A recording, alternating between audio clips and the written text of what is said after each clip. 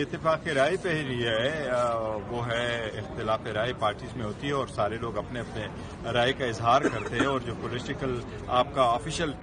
site ہے وہ بھی صرف پارٹی کے لیے نہیں پارٹی کے سارے لوگوں کے لیے اگر اس میں بھی کوئی اظہار کرتا ہے تو ان کی اپنی رائے ہے ہم کسی کے خلاف وہ ٹرولنگ نہیں کرتے اظہار میں اور ٹرولنگ میں ہم فرق کریں گے نا نہیں دیکھیں ایک دو بندے اگر آپ کے خلاف کوئی رائے دے دے تو سوشل میڈیا پہ یہ ہوتا ہی رہتا ہے اٹس اے ماڈرن ٹائم وہ لوگ کرتے رہتے ہیں ڈیموکریسی میں ایسا ہی ہے یو موو آن پیچھے آپ نہیں دیکھتے کس نے آپ کے خلاف کیا کچھ بولا ہے except there is an allegation against you لوگ آپ سے ایگری بھی کرتے ہیں لوگ آپ سے ڈس ایگری بھی کرتے ہیں you move on so there are lot of issues جس پہ ہم کنسنٹریٹ کر رہے ہیں دیکھیں آفٹر دا الیکشن ہم نے جو اسٹینس دیا ہے پارلیمنٹ میں بیٹھے ہیں پارلیمنٹ میں رول ادا کر رہے ہیں اور کوشش کر رہے ہیں کہ آگے کی طرف بڑھے ڈسپائٹ اور ریزرویشن کہ ہمیں تو ان کا مینڈیٹ قبول ہی نہیں ہے اور سب سے بڑی بات ہے کہ مینڈیٹ چور بیٹھے ہوئے ہیں تو اس لیے اس کے باوجود ہم چاہ رہے ہیں کہ آگے کی طرف بڑھے سر یہ خوشائند ہے سب لیکن ایک بیان کو منسوب کیا جا رہا ہے شاہد آفریدی سے جس طرح عمران خان نے کہا کہ 9 مئی میں جوڈیشل کمیشن بنائے جو بھی کردار ہے انہیں سزا دیجیے میرے پارٹی میں بھی اگر کوئی ملتا ہے شاہد آفریدی نے بھی اگر 9 مئی کی مذمت کی ہے تو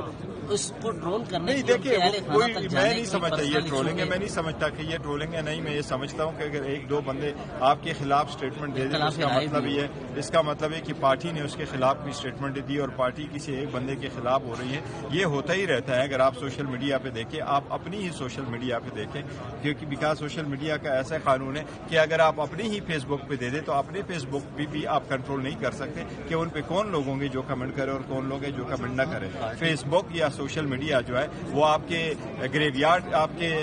بیک یارڈ کی طرح نہیں ہے کہ آپ اس کو کنٹرول کریں تو لوگ کہتے رہتے ہیں اس کا پارٹی کے جتنے بھی social media P T I official سے ہونے والی سرگرمیوں کو آن کرتے ہیں پی ٹی آئی آفیشل کے جو آپس میں اسٹیٹمنٹ دیتے ہیں میں سمجھتا ہوں کہ یہ فریڈم آف ایکسپریشن ہے آپ کسی کے خلاف دیں کسی کے حق میں دے دیں اگر وہ وہاں سے کچھ لوگ دیتے ہیں یہ ان کی رائے اور قدر کرنی چاہیے کہ اگر